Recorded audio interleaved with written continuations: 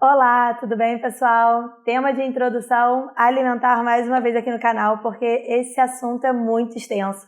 O vídeo da semana passada faltou muita coisa que eu queria contar para vocês, então vamos lá falar um pouquinho mais sobre introdução alimentar. As dúvidas são inúmeras, as preocupações são maiores ainda, então as famílias têm muito medo da criança não aceitar, não gostar de determinado alimento. Como que vai ser? Como que vai ser o preparo? Eu posso congelar? Eu tenho que fazer tudo fresco? Quando a criança começou a comer, eu não consegui fazer mais nada na minha vida, a não ser ficar cozinhando, dando comida que eu não acabava de comer, eu já tinha que cozinhar de novo. Então eu quero trazer aqui algumas dicas, tá?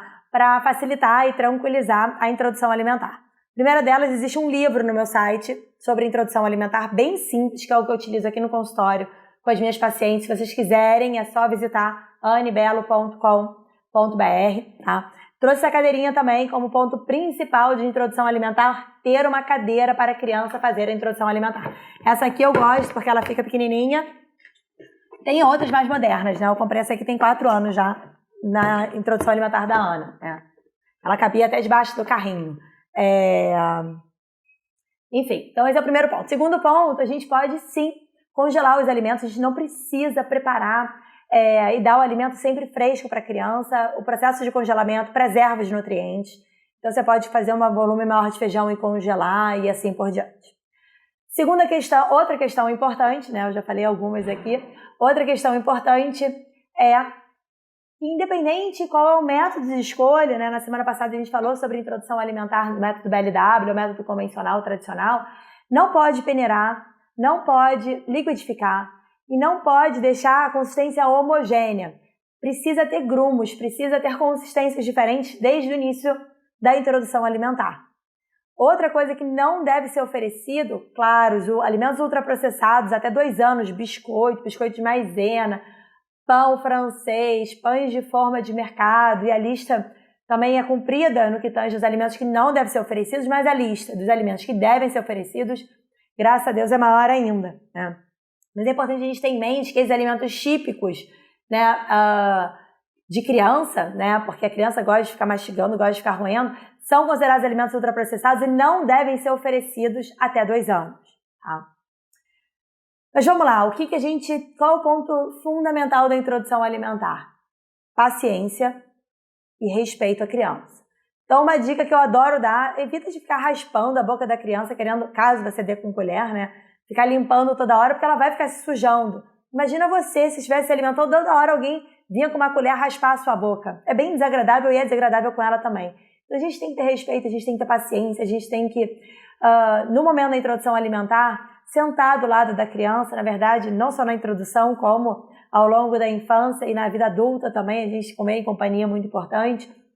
Mas ter palavras tranquilizadoras para ela, mostrar para a criança quão importante e falar sobre os alimentos, pode usar uma voz, enfim, mais infantil mesmo, e deixar um momento muito acolhedor.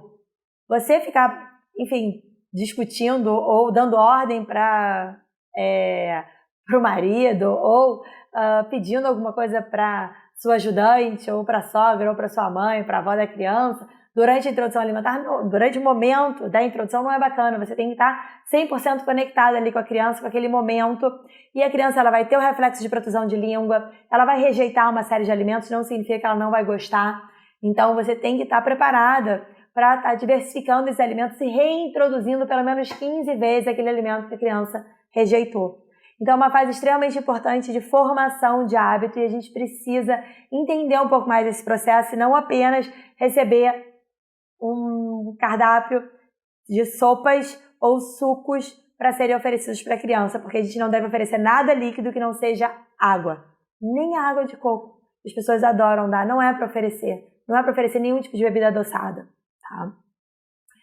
E uma outra questão que todo mundo tem dúvida em relação ao sal e o açúcar. Não sei se é a sua dúvida, mas eu venho através desse vídeo tirar essa dúvida porque é uma questão importante. Açúcar até 2 anos não é para oferecer nem em bolos caseiros, nem em biscoitos, nem em outras preparações, nem em iogurte.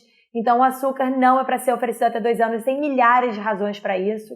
Você provoca desregulação de flora bacteriana, você expõe ao açúcar à criança, você está formando o paladar infantil O paladar é como uma folha em branco da criança, você que vai formar esse paladar, né? Na verdade, ele começou a ser formado no momento intrauterino que você ofereceu à criança, ao bebê, diferentes flavors, né? Diferentes sabores que passam através do líquido amniótico. Então, por isso que a alimentação na gestação também é muito importante, mas não é para oferecer nenhum tipo de açúcar até os 2 anos, independente se é açúcar do coco, xilitol, açúcar do Himalaia, ou seja lá qual açúcar for, tá? Nenhum tipo de açúcar. E em relação ao sal, essa história já muda, tá? Na diretriz passada, se recomendava tirar totalmente o sal e só adicionar aos 9 meses aos 10 meses. Hoje, o novo guia alimentar para menores de 2 anos recomenda que a alimentação seja exatamente igual da família, desde que a família tenha uma alimentação saudável. Então, você pode, sim, colocar sal na preparação, no preparo, usar as especiarias, as ervas, orégano, enfim, manjericão e a especiaria que for para dar sabor, usar o azeite. Então, o sal não é proibido. Claro que o alimento ultraprocessado, que é riquíssimo em sal, mas o sal mesmo de adição não é, e você pode utilizar. Então, enfim, dei várias informações aqui nesse vídeo. Se ficou alguma dúvida sobre introdução alimentar, você pode até deixar aqui na seção dos comentários, mas eu realmente recomendo que você busque um profissional, seja um nutricionista, converse com mais calma com o pediatra sobre isso, porque questiona se o pediatra passou um sopão ou um suco, ou o nutricionista começou a restringir muitos alimentos, questiona, avalia. Enfim, se quiser, deixa a sua dúvida aqui. Existem alimentos fundamentais da criança ser exposta, o leite de vaca, ou no formato dele fermentado, né? Dele pré-digerido, como um iogurte, um queijo. Isso tudo tem que ser oferecido ali na janela imunológica que vai até os 9, 10 meses, que normalmente não é. A criança ela precisa ser exposta ao glúten, ao trigo. As pessoas têm medo da barriga de trigo ou qualquer coisa do gênero e precisa ser exposta para garantir essa janela imunológica e diminuir o risco de alergia. Enfim, assunto vasto, assunto para milhares de vídeos. Eu prometo que eu volto aqui para falar um pouco mais sobre isso. E não deixa de se inscrever no canal. Semana que vem, mais um vídeo de alimentação, nutrição e saúde. Até lá!